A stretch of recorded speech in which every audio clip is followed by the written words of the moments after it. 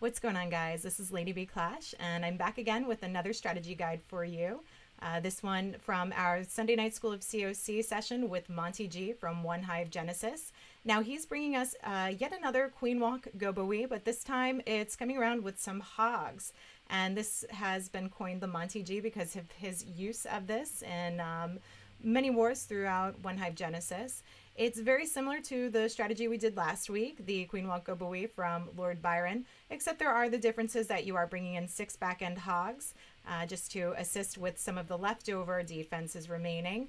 And you're also bringing your queen into the core with your kill squad. So a few variations on this attack, but again, I'm going to show you how super OP this strategy is. I did some FCs and back again at Blame Adam with my 9, doing some FCs there. Godson helping me out, posting some bases. Godson is an awesome base builder. So you see how well this strategy can work on various bases. But before I do that, we're going to break it down a bit. So if you look over to the left of the screen, I have the troop comp card here for you. So you get used to taking a look at these. These are just little guides to give you some idea of what's important when you're looking to scout the base and what kind of value you want to get out of your troops, as well as a little bit of how you're going to go through this hit. Now with the troop strategy, you're going to bring the 3 golems as your kill squad. You've got 4 healers for your queen walk portion, and again, that's going to bring the queen into the core with your kill squad. That's going to be the king, the bowlers, the queen, and those golems. You've got 11 wizards, some of which are going to help you with a bit of a funnel. Some you're going to remain for the back end for cleanup. And then you've got those 6 hogs that you're going to bring for that back end as well. Now, as far as spells go, this is a little different than last week. You're still doing the double jump, no wall breakers, but you have 2 rages, no heal this time around. And if you take a look at the MONTYG's pro tips, you're going to use that rage where you can in the core to rage up your bowlers and the kill squad in that core there. So you're using that virtually in lieu of having a heal spell. So raging up those healers as everything works through the core is going to give you some double benefit there with having your core group doing some nice work and then healing everything up there in case you have any giant bombs or bomb towers or just overall needing that additional push getting through. And then of course you're going to bring double poison, and you can see there the CC bowlers, and that's your troop comp. So what you're going to look for with this kind of base, again, very similar to the last strategy, something that you can double jump and still get access to virtually the entire portion of the base. Now you want to get somewhere close where at least there's a layer of defenses remaining. So that's fine if you have 1 layer of defenses remaining. That's what you're going to bring those hogs in for. But as long as they can tank, or as long as your heroes and your kill squad are going to do that tanking in the core there, that's what you want to save. Now you're going to have something that has a short queen walk with walkable ADs and expos. You don't have to take those out, but you just want to make sure that you're able to get your queen walk through without having those healers targeted at any point. And again, this is going to be something where you have your queen join up with that kill squad. So virtually what MONTYG likes to do is about 180-degree funnel here. It's quite a big push. You'll see a couple of variations here. I have some, I don't know if I have anything for it's fully 180-degree funnel here getting the queen in, but you're going to see some nice funneling going on either way. Now, the one thing I do want to stress is that one of your golems is going to be placed on the opposite side of the queen to create that funnel. You do want him moving into the core with everything if you can, but the remaining golems are going to go in. So you just need to make sure that you have at least 1 golem placed. When your queen walk's going, you set 1 golem opposite of where your queen is to start that funnel. So your other 2 golems, your king, your bowlers can all funnel right inside the base and meet up with your queen. And you can use about 6 wizards to help create that funnel. Now the kill squad should be able to get down the majority of the base. Really good hits that we've seen over the weekend from our strategy course. We saw some really nice pushes through without even needing the hogs.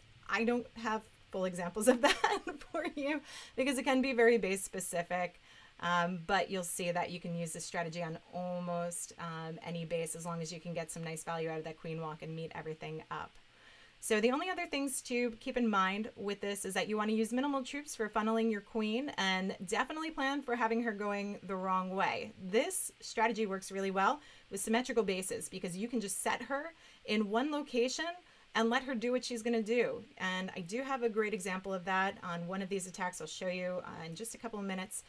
But you set her, you let her do what wacky AI she's going to do. So symmetrical bases are great for this because you know you're going to be able to plan either way of what's going on. So whenever you're setting your queen walk, make sure you have an alternative plan for where she might go. I'll break it down on one of the attacks as we go through.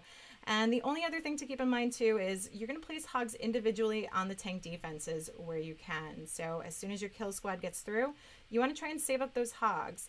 So as soon as you see that the defenses are targeted on your golems, on something strong enough, not bowlers, not something that's going to just die out easily, as soon as it's on a golem or even your king, if he's nice full health, you can start sending in those hogs individually. So with that being said, we'll get to seeing some attacks. Let me just queue up and get ready to go to show you. So I have about 3 different examples for you guys. And let me just pull down this comp card so you can take a look here. So again, we're at Blame Adam. Big shout out to Godson who let me showcase this attack with a few of his bases on Town Hall 9. So you can see, I'll break these down as we go along. This will be a little lengthy video just because I want to show how OP the strategy can be. I placed this queen at the 9 o'clock side of the base. I wasn't sure if there was going to be a Tesla here, so it was a really nice point to start off with, just because if there was a Tesla there, I would eliminate it. There wasn't, so I can keep going with it. And you'll see I wait a little bit before placing my healers just to know where she's going. Every once in a while I place a wizard just to help a little bit of the funnel. And I want to be very careful where I place my healers or where I place that wizard in conjunction because I don't want the healers switching off my queen and going to the wizards. So this was kind of a nice entry point. These were all hit fresh as we go along. I hadn't tried out these bases. I don't know if I've tried them out before, but if I have, I haven't remembered. But I do start a wizard at the top side to help create that funnel, and that's where you want to have that minimal troop value with your queen funnel. Now I had a little bit of a plan knowing what I could do if she moved up 12, but I figured she would move down towards the 9 o'clock side of the base here, and I would get some nice pathing. So you see the AQ podium is a great place to send my first jump, and then I get great value out of sending my second jump through the core here because I reach almost every single defense I need, bar a cannon and an air defense and a mortar here on the opposite end. So first golem, as you can see, I'm going to pause it again. It was placed at the 4:35 o'clock side of the base here, just helping create that funnel, taking out some of the garbage structures, and that's going to help push the rest of my troops, my core kill squad that's going in. So you see my second and third golems are getting placed to hang on to that archer tower. This is something you have to time. You have to get used to the timing of when you're going to drop everything. Poisoning up the queen as my queen moves in. I've already used 1 rage for my queen walk, which you can do, but that second rage you want to save for your kill squad here as they move through the core. So we get that going. Funnel is getting set. King's doing some work here on the back end. I get the bowlers down because I want to start pushing this forward. This is all about timing and getting your troops working together. But bowlers are safe because I've got the golems doing tanking. They're also keeping my queen nice and safe as I move through. So that max poison getting saved for the CC as it pulls. And then you're going to see me place that rage. It gets the healers in there, bowlers in there, and it'll keep everything moving through. Plus those healers are going to continue to heal my troops through as they get into the core. And you can see giant bomb in there. It's nice to have those healers since the rage healers since you don't have a heal here. But it works nicely. It's dual function and keeps those bowlers going through yet another giant bomb. So King's still in there with the ability. Queen's ability I had to pop because she backed off and was dealing with a wizard tower. But you can see I start my cleanup here on the sides. As things are starting to tank, I send in a hog on the mortar. It doesn't matter about tanking, so I'm just taking that out. Sorry for the background noise. It's a little loud today. Motorcycles going around with the nice weather. But hogs moving around as things are getting tanked here. And I saved 2 hogs just because I knew I was going to need to be patient. I didn't manage to take out that cannon at the 10 o'clock side of the base. So hogs go back through, send in another hog to take care of that cannon as the other hogs are doing the tanking. Gives me 1 more hog to send in if I need on that builder hut. And always remember, have some plans for those builder huts. You never want to time fail because of that. So that gives you a pretty general idea as to how this plan works. Go back to another one of those hits. And this one, this is the one I wanted to point out as far as symmetrical bases go. you can see very symmetrical going from the 12 to 6 o'clock side of the base. You've got a straight line of air defenses going through. Now you do have to be careful where you place your queen, because you do have a non-walkable AD section here that if your queen moved up, got in range, your healers would start pathing through, she'd push to the wall, and then your healers would wind up getting targeted by that air defense. So I want to stay well away from that. That means I am not going to place my queen at the 12 or 6 o'clock side of the base. Instead, I'm going to place her either 3 or 9. So that gives me some nice options. I get great value out of a double jump because you can see clearly here, at any point, it doesn't matter, at any point here, I get all the way through the base. One jump through into the first section, second jump through the core, I'm all the way through the base. This is easy peasy. So I decided to go with the 3 o'clock placement, put her exactly at 3 o'clock, let her do what she wanted to do. And my plan was, no matter where she went, whether she went down towards 6 o'clock or she went up towards 12 o'clock, I would get a golem either hanging up here or over here. So the mortar or the archer tower. And then these 2 points would be where I send my kill squad in, getting a jump in on one of these 2 points. So we'll take a look at this, and you can see, you let that queen just do whatever she wants. These are great ways to just watch your queen, you know, let her do her thing and not rely on a plan that needs to be, my queen has to go this way. This is the best way to queen walk. Knowing that no matter what she does, you're going to be able to pull through this. So if you see these symmetrical bases, this is a great opportunity to do this kind of strategy. So we'll speed this up a little bit as we move through the queen walk portion. So she's going through, trying to figure out which way she's going to go. I decided to rage her up because she was taking on a lot of heat here. I can see clearly that she's moving up towards that 12 o'clock side. So I set my golem in on the 1030 mortar, get the wizards down for that funnel, get the remaining golems in along with my king and bowlers. We've got that nice pull on the CC. Everything is timing beautifully here. Jump is placed, everything working together. Second jump going right into the core, and you can see the amount of value I'm getting out of this kill squad going through the core. Now I was a little hasty on dropping a hog over here when my golem might split at the 10 o'clock side, and I stupidly dropped another one. But it doesn't matter. It doesn't matter. Try and regain your composure. Don't rush these things. Be patient. Things still working very nicely together. Already had to pop queen ability. King's still doing some nice work. And you can see I still have 2 golems doing the tanking. Now I do manage to run out of juice with the jump here. So everything has to... Or did I not? Maybe I didn't. Ah, there we go. So golems don't manage to take that jump. King does, and he takes the lead. Hogs move in, but I have to remain patient. This is the thing, guys. Let your kill squad do its job. Let them work through. Still have that king ability, so decided to just rip through that wall, get through. That gives some nice access. The golems start taking the lead here as the king does work. And again, I have those 2 hogs left over to do some work. Wizards are working around the base for the cleanup. And I know at this point, I'm definitely doing well. So even if you have a few things that go wrong or you get a little hasty, just pull back and remember to be calm and patient and get that job done. So as soon as I know that those Teslas are both targeted on those golems, I can send in the hogs for the assistant. Queen moves out, and I've got easy access to get that last remaining builder hut on the side there.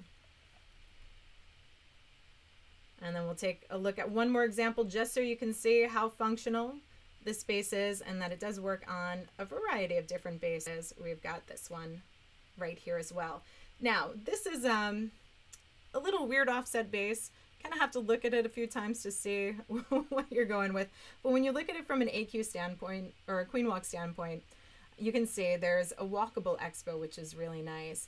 Now you do want to be very careful of the air defenses. Yes, you can take these 2 out, but you do have air defenses that could easily target your healers. So my first approach here was to kind of work around this walkable expo, and I set my queen in a position that if she decided to move in, go for the expo, move up towards 12 o'clock, I would be fine because I'd still have nice access to the base and be able to eliminate some air defenses.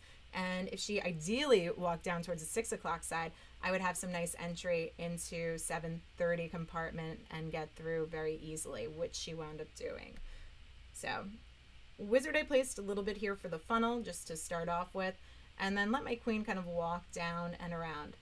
I could have tried forcing her to move in. I wasn't sure if there were any Teslas that would take her and lead her in. So that's kind of where you don't know when you're hitting fresh. There are some unknowns. Always have a plan B for these types of attacks. Always have some sort of idea what's going to happen with your queen, and be able to adjust. So set down those healers just as the queen's getting ready to get targeted. Now, if you need to use that early rage, make sure you do. Your queen is very important to keep her nice and healthy. You can always force ability, but it's nice if you can save that a little bit. But it's very important that you hold on to one of the rages for that core.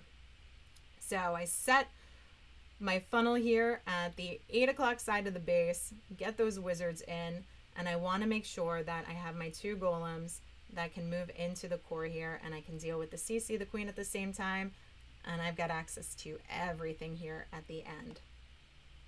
And if you can send in those golems just a tad bit early before your queen meets up, you can also spare your queen a little bit and keep her going stronger through. So the CC pulled a little funny on the funnel side where I set my golem, but I was pretty aware of what was going on, made sure I dropped my poison, which helped the troops, the wizards, everything coming in, take them out and poison them up.